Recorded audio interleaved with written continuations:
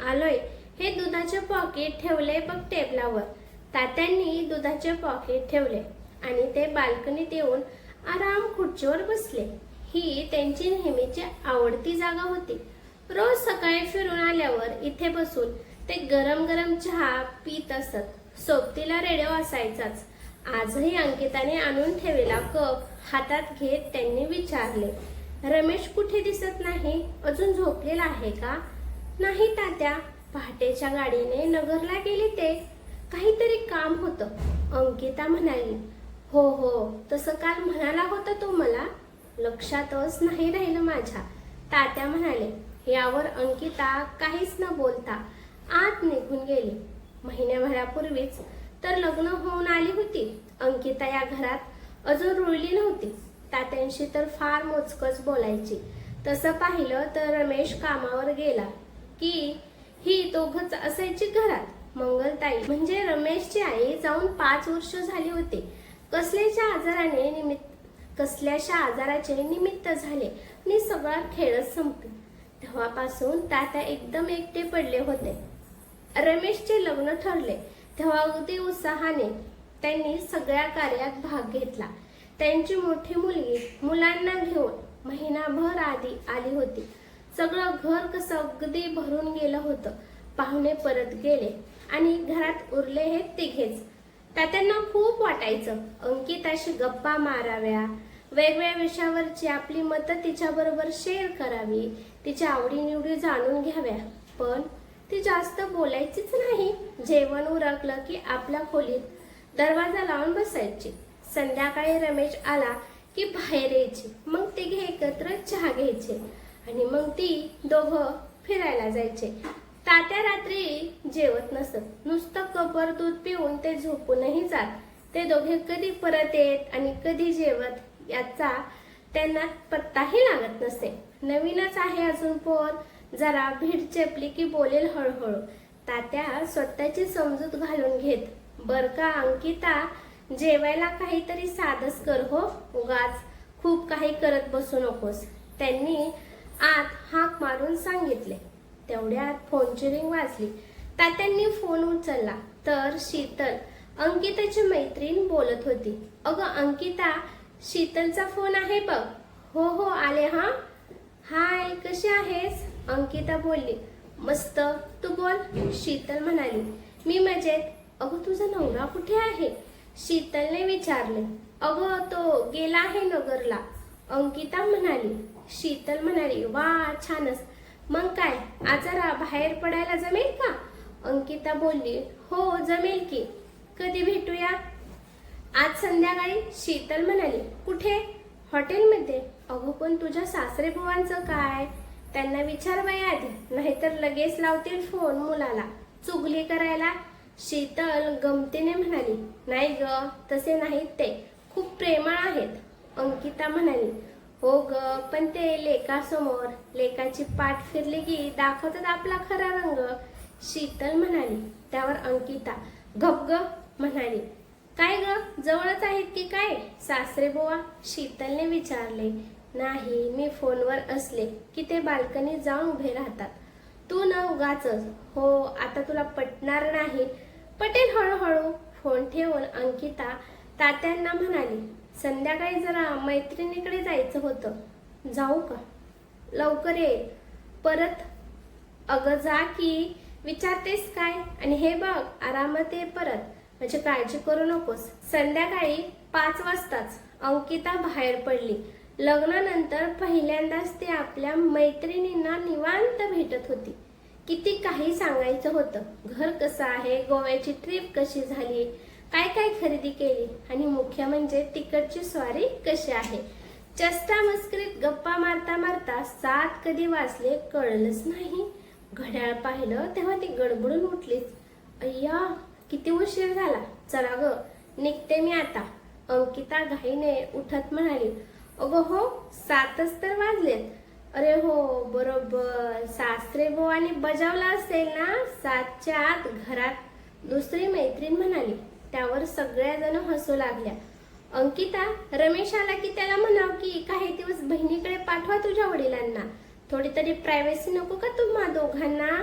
शीतल म्हणाली. कसनूस हसत अंकिताने सगळ्यांना बाय बाय केलं आणि ती निघाली.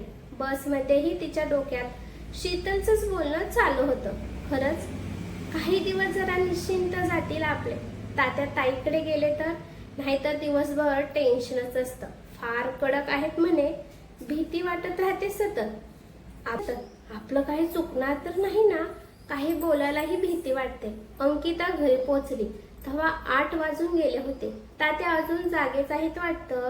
आता रागवलेत की काय तिने विचार केला. माफ करा तात्या, खूप उशीर झाला. अगं असू दे, खूप दिवसांनी भेटलात ना, होणारच असं. बरं, रमेशचा फोन आला होता. उद्या सकाळी परत करणार आहे कॉल. तुझं जेवणाचं काय? मी दूध घेतलं नुकतंच. नाही, मला फारशी भूक नाही, झोपेनच आता. Good night. असं म्हणून अंकिता खोलीत गेली.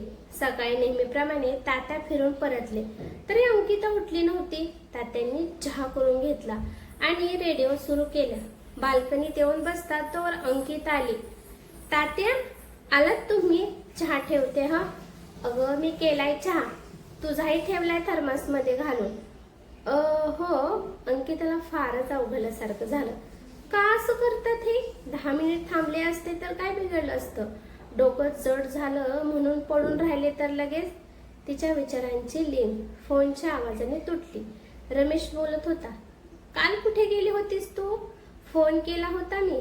अरे शीतल आणि अजून मैत्रिणी सगळे जमलं होतं हॉटेलमध्ये. बरं, कशी आहेस? आवाज का असा येतोय तुझा?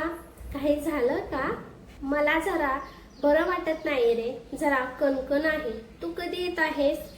अजून 3-4 दिवस लागतील मला. असं रे काय, लवकर ये ना, मला खरंच बरं नाही वाटत. अशा वेळी कोणीतरी आपलं माणूस नको का जवळ? अगं तात्या नाहीत का आपले? ओठावर आलेले शब्द रमेशने परत फिरवले. उगाच वाद नकोत म्हणून. बरं, बघतो मी कसं जमतंय ते. तू आधी मात्र डॉक्टरकडे जाऊन या, काहीतरी औषध घे. ठेवतो मी आता. फोन ठेवून अंकिता तशीच बसून राहिली. काहीच करावं असं वाटत नव्हतं आज, पण जेवण तर बनवावंच लागणार होतं. त्यातून सुटका नव्हती. संध्याकाळचे 5 वाजले तरी अंकिता अजून उठली नव्हती. तात्यांनी चहा बनवला आणि तिला हाक मारली. अंकिता, काय ग, काय होतंय? बरं नाही का तुला? तात्या बाहेरूनच म्हणाले. सुनेच्या खोलीत असं जाणं त्यांना प्रशस्त वाटेना. हो, किंचित ताप आहे. मग मात्र तात्या आत गेले. तिच्या कपाळाला हात लावून बघितला. अरे बापरे, अगं केवढी तापली आहेस? बरं नव्हतं तर सांगायचं नाही का आधीच? थांब, डॉक्टरना बोलावतो मी. अंकिता काही बोलण्याच्या स्थितीतच नव्हती. अंग खूप दुखत होतं आणि डोळेही उघडवत नव्हते. ती गप्प पडून राहिली. अंकिता, उठतेस का बेटा? थोडंसं जेवून घे. अंकिताने डोळे उघडले तर तात्या ताट घेऊन समोरच उभे होते. ती उठून बसली. आता मगापेक्षा जरा बरं वाटत होतं. ही घे, पेज केले बघ गरम गरम, आणि थोडं आंब्याचं लोणचं. अंकिता बघतच राहिली तात्यांकडे. अगं घे, नाहीतर गार होऊन जाईल पेज. माझ्या आईकडून शिकलो होतं पेज बनवायला. बायकोने कधी संधीच दिली नाही बनवायची. रमेशचा आजोळ गावातच असल्यामुळे माहेरी गेली तरी एकाच दिवसात परत यायची. एवढ्या वर्षात एकदाच आजारी पडली, तेव्हाही काही सेवा करू दिली नाही. देवाकडेच निघून गेली. बायकोच्या आठवणीने तात्यांचे डोळे भरून आले. नंतर तू सांभाळच सगळं. अंकिता खालीमान घालून पेज खात होती. लोणच्याने जरा चव आली होती जिभेला. साईड टेबलवर एका बाउलमध्ये कापडी पट्ट्या ठेवल्या होत्या पाण्यात. म्हणजे तात्या डॉक्टर माने येऊन गेले. एक इंजेक्शन दिलं त्यांनी. गार पाण्याच्या पट्ट्या ठेवा म्हणाले. तसंच ताप उतरला तुझा त्याने. आता जरा पड, मी रमेशला फोन करून सांगितलंय लवकर यायला. अंकिता न बोलता गप्प पडून राहिली. कधी डोळा लागला कळलंच नाही तिला. सकाळी तिला जाग आली तेव्हा 9 वाजून गेले होते. तिला बरीच हुशारी आली होती. उठून बाहेर आली तर तात्या पेपर वाचत होते. उठलीस? कसं वाटतंय आता? चहा करू का थोडा? आणि हो, तू काही करत बसू नकोस. मीराबाई येतील 10 वाजता. त्याच बनवतील जेवण वगैरे. तू विश्रांती घे. तेवढ्यात फोनची रिंग वाजली. अंकितानेच फोन घेतला. रमेश बोलत होता. कशी आहेस आता? मी आज रात्री निघायचा प्रयत्न करत आहे. त्याच्या आवाजात काळजी जाणवत होती. नाहीतर तू आईकडे जातेस का तुझ्या? रमेश म्हणाला. नको रे, आता बरी आहे मी. तू पण यायची घाई करू नकोस. आपले तात्या आहेत की माझ्या बरोबर? अंकिता पुढे बोलू शकली नाही. परवा आपण काय काय विचार केला तात्यांबद्दल, आणि त्यांनी किती केलं आपलं काल. अगदी बापाच्या मायेने. खरंच तात्या वडिलांसारखे नाहीत तर वडीलच आहेत आपले. ती पटकन म्हणाली, तात्या मीच करते चहा. आणि दोघेही बाल्कनीत एकत्र चहा घेत गप्पा मारत बसले.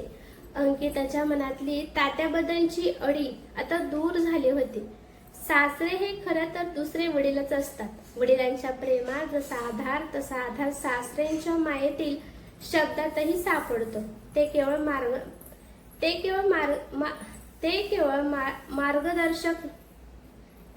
मार्गदर्शक नसून आपल्या संसाराला बळ देणारा एक मजबूत आधारस्तंभ असतात. त्यांच्या अनुभवातून आपण खूप काही शिकतो. त्यांचा आशीर्वाद हा नेहमी आपल्या पाठीशी असतो आणि त्यांच्या छायेत संसार अधिक सुखी, आनंदी आणि समृद्ध वाटतो. ही कथा कशी वाटली ते मला कमेंट करून नक्की सांगा. कथा आवडली तर लाईक शेअर नक्की करा आणि चॅनेलवरती नवीन असाल तर चॅनेलला सबस्क्राईब करा. धन्यवाद.